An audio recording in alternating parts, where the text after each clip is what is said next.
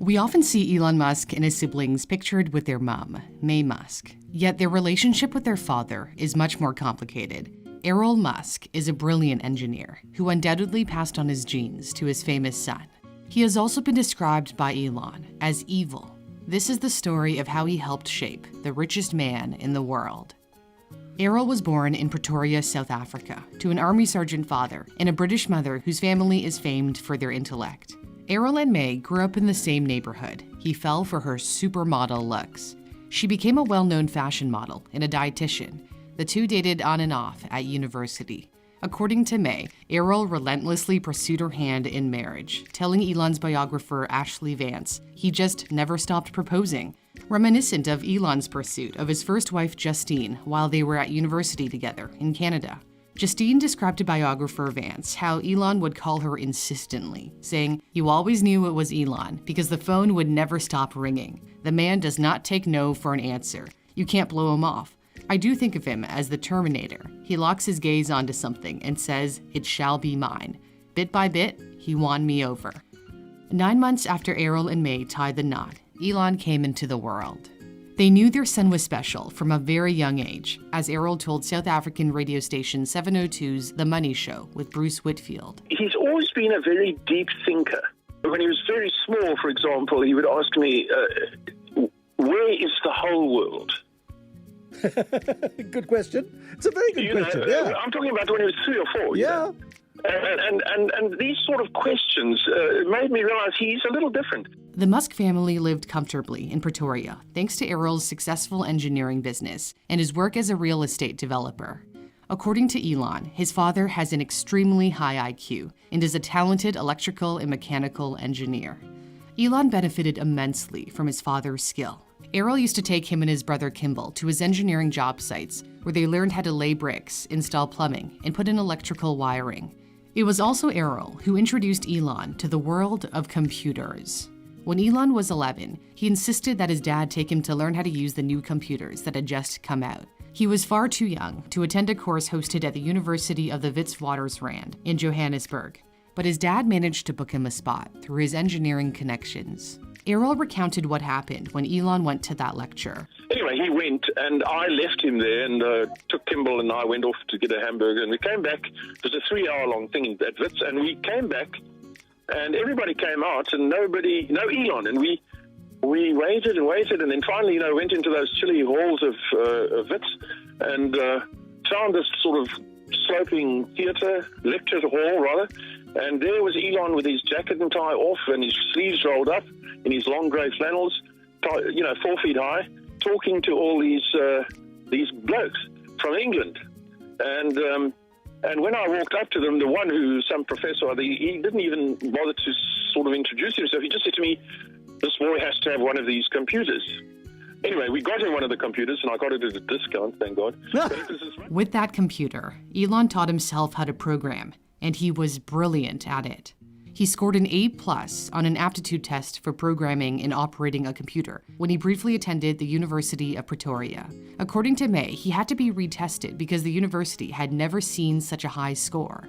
Although from the outside, it may have appeared Elon had a happy childhood, he would say that it felt like misery, thanks in large part to Errol. May and Errol divorced in 1979 when Elon was 8. She left what she described as an abusive relationship. May struggled as a single mom. She said she'd cry when one of the kids spilled milk because she couldn't buy more milk that day. She worked several jobs to support her 3 children, bought secondhand clothes, and cooked cheap and nutritious meals for them, like bean stews. After a couple of years, Elon felt sorry that his dad was living alone and decided to move in with him in a suburb of Johannesburg. It was a decision he would come to regret. Elon told Rolling Stone, "He was such a terrible human being. You have no idea. My dad will have a carefully thought out plan of evil. He will plan evil. Almost every crime you can possibly think of, he has done. Almost every evil thing you could possibly think of, he has done." Elon never specified what his father had allegedly done, but says he wasn't physically violent toward him. This is what we do know about Errol. He said he once shot and killed 3 people who broke into his home, and was later cleared of all charges on the grounds of self-defense. He also had a child with his stepdaughter, Yana Bezedno, from another marriage. He said his daughter turned to him for comfort after a breakup with her boyfriend, and the child was conceived in the heat of the moment. Errol has spoken out against Elon's portrayal of him, telling the UK's Daily Mail, "Elon needs to grow up. He needs to get over himself. I'm not going to hit back. I'm going to wait until he comes to his senses. He's having a tantrum like a spoiled child." By the time Elon came to live with him after the divorce, Errol claimed he was making a lot of money in emerald mining. Business Insider reported that Errol owned half of an emerald mine in Zambia. And in another Business Insider article, Errol said, "We had so much money, we couldn't even close our safe." But according to Elon, his father didn't own an emerald mine. Elon tweeted that he had to work his way through college, ending up with $100,000 in student debt, and couldn't afford a second computer at his first company, Zip2. He said when he emigrated from South Africa to North America, he only had $2,000 in his pocket. Elon's goal was always to end up in the United States, the home of all the exciting developments in technology. To get to the States, he first went to Canada, his mother's birthplace. Elon was just 17 years old when he arrived in Canada, where he stayed with a cousin working on a farm in Saskatchewan.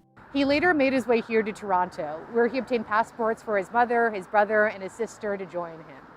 They lived for a time at 4000 Yonge Street in this rent-controlled apartment.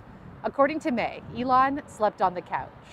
His father did not wish him well. In fact, Errol didn't think his son would make much of himself. Elon said his father told him he'd be back in South Africa in 3 months, and that he was an idiot. That idiot went on to found and run 2 of the most innovative and successful companies in the world, Tesla and SpaceX. Some have suggested that Musk's image as the savior of humanity, by accelerating the world's transition to sustainable energy, and by trying to colonize Mars, might stem from his childhood pain. Rolling Stone wrote, "Somewhere in this trauma bond is the key to Musk's worldview, creation against destruction, of being useful versus harmful, of defending the world against evil. Does his father now believe his son will succeed and go where no man or woman has gone before?" Is Elon going to get to Mars? I mean, that's his big ambition. Yes, I don't think there's any doubt of it whatsoever. Yet it's unlikely Elon would take his father along for the ride. Their relationship remains strained.